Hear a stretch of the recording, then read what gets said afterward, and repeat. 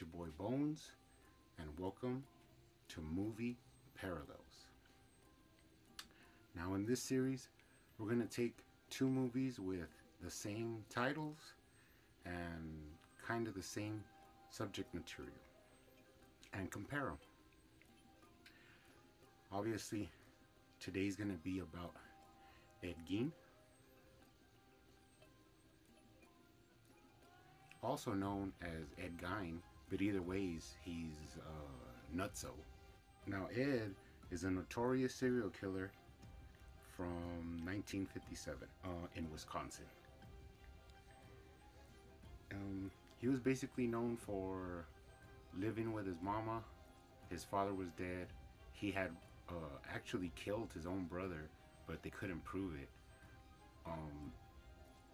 But basically, people think that yeah, he ended up killing him when they were fighting a brush fire on their property. They lived in an isolated farmhouse. He liked to go digging in graves. Once his mother died, there was like no rules, so he like boarded up her room and just started digging graves. And who knows if he was capturing women at first, or they don't really know, but he had a lot of bodies in his house. Another thing was that he was into like the occult and resurrection and Nazism and stuff like that. And in some points he was in it to like bring his mom back, but he was never able to do that, but he tried a lot of times. He was, of course, he was the inspiration. Robert Bloch wrote the book Psycho, and then Alfred Hitchcock made the movie Psycho. He was also the inspiration for Texas Chainsaw Massacre and Silence of the Lambs. But eventually, he did go on to murder, and he shot a woman. He kidnapped a bartender lady. So finally, they put two and two together, and they figured out that it was Ed. So they went back to his farmhouse and made some horrible discoveries of women dressed out like deer, like hung upside down, like if they were being carved up for meat. And in fact, there is stories that he was taking meat to neighbors and they didn't know that it was probably human. Of course, he liked to cook up his fiddles, which was eat human meat and organs and stuff like that. So he's pretty much a sick bastard. But anyways, let's start with the first movie. The first movie was Ed Gein. It starred Steve Railsback. It was released in 2000. It was directed by Chuck Perrello. He had already had some experience directing serial killer movies because he directed Henry, Diary of a Serial Killer, and also The Hillside Strangler. This is more like a realistic account of what happened, and it dwells into all the aspects of Ed's life, like the way he lived and the things he did. He had visions like of his mom. He was really traumatized by his mom dying and the way she was when she was alive. She was like a religious zealot. But the other thing that happened was that he started having visions, like crazy visions. Like, this movie's crazy because it goes into everything. There's even things I don't want to show that where he's like getting female organs and putting ribbons on them, and I mean, it's really grotesque, but I mean, that's what it is. He actually did these things. He made a bodysuit so that he could go out and dance in the moonlight, because also this movie is also known as In the Light of the Moon, because he was known for making a suit, and he said that he would put it on and go out and dance in the moonlight. Well, it's a marvelous night for a moon dance with the stars up above in your eyes. A fantabulous night to make romance neath the cover of October skies.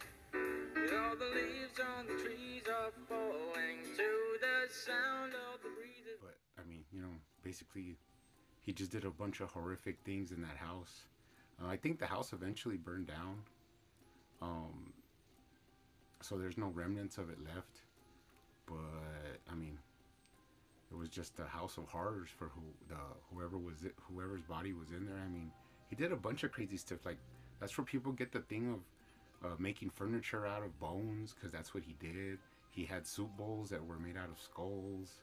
He he had faces hanging on his wall. Like when the cops went into his house, they were like freaked out of all the stuff they found. They found heads in bags, and I mean, just uh, horrific things.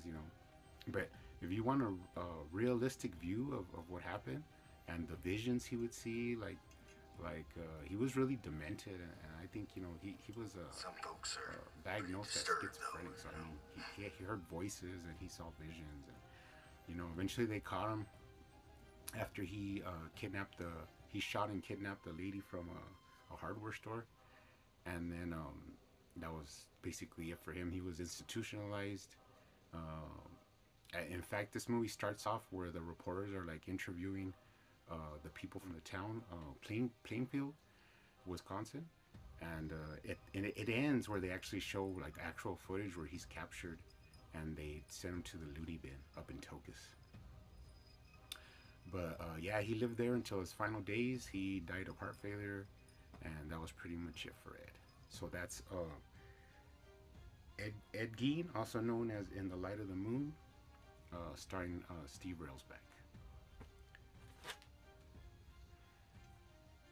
Now, the other movie we have was released in 2007, and this was called Ed Gein, the Butcher of Plainfield. This one stars Kane Hodder, of course. I mean, he does a good job trying to act like the emotional part of Ed Gein, but I mean, of course, he's like too big because Ed Gein was just a little man. But I mean, if you get past that, it's a okay movie, but it's a completely like horror driven, grotesque. I mean, it's a mishmash of. It's not really like directed that well. I mean, it was directed by Michael Pfeiffer,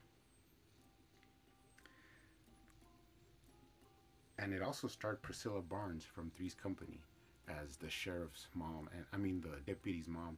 And this is the other part, is that this movie is more about it. Like, it seems to be more about the deputy and his mom, instead of showing like the psycho part of Ed and his mom, which Kane Hodder does portray. I mean, in this movie, he still lives out in the booties. He's still digging up graves, even though now he has a partner, portrayed by Michael Berryman. But he ends up killing him and then dragging him behind his truck, like pretty sick. He still misses his mama, and he still sees visions, and he's nuts. But this movie is kind of it's just, if you don't pay attention, you'll miss things, because it's really not like paced well. The horror is like really visceral, and if you really wanted like a realistic, uh, if you wanted more like a real grotesque version of the bodysuit that he wears, I mean, that's in this one. It's actually looks like hanging skin, like fresh skin.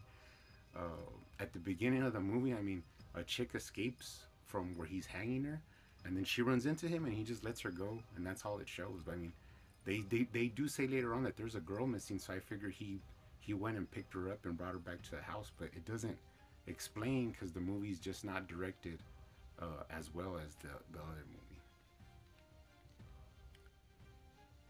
But this movie basically hits the same notes as the Railsback movie. I mean, Ed's crazy. He makes crazy torture devices. He digs graves. I mean, he kills people in different ways, because they take more liberties in this movie than in the Railsback version. But I mean, it's up to you. And in the end, he also gets caught and sent to the loony bin, and he stays there till the end of his days.